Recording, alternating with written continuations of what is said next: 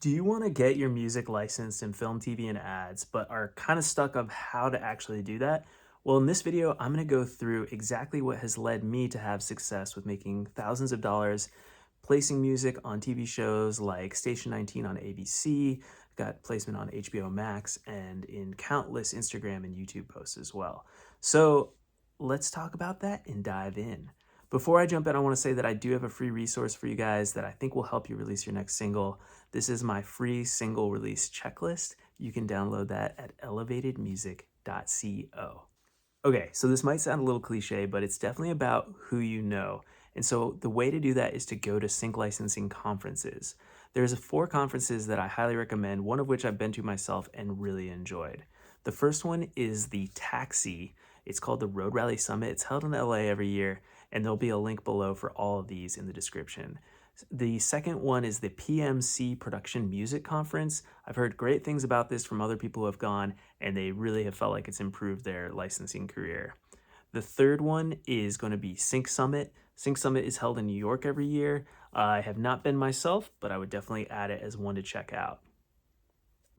The fourth one is the Durango Songwriter Summit. This is a big one. I've heard great things about it. It can be expensive, but again, remember, these are investments in your career. So that one is held in Durango, Colorado, and also in LA. And again, the link is below.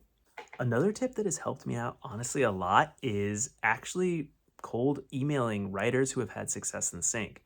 One of the best relationships one of the best relationships we've had is actually working with a writer we found on a sync licensing agency's website. They just had the email there. We emailed them, asked them about a question of how to get better at sync licensing, and that led to a collaboration, which led to a placement. So you never know. It's constantly about networking, reaching out, being humble, and trying to connect with other creatives who are doing the same work that you want to do. I can't stress this enough. Patience is key. So definitely make sure to think of this as like a 10, 20, or even 30-year process where hopefully after building up a lot of songs in your earlier years, they will start to pay back in dividends as you grow older, and that will just snowball into having a passive income stream. Lastly, I will say once you've made some connections or had some success with your music, try to put some gasoline on that fire and keep making music. So don't let off the gas. Just make sure that you have a regular schedule that you can afford, and make sure that you try to keep sending music to those supervisors, to your sync agency, because the more music you have out there, the more likely you're going to get songs synced. I will say though, as an artist, as a singer-songwriter, you don't want to sacrifice your art ever for sync licensing. So try to dig into your art more, make yourself stand out so you don't just sound like another bubblegum sync song that everyone's heard. They want to hear something and be like, wow, that is truly incredible.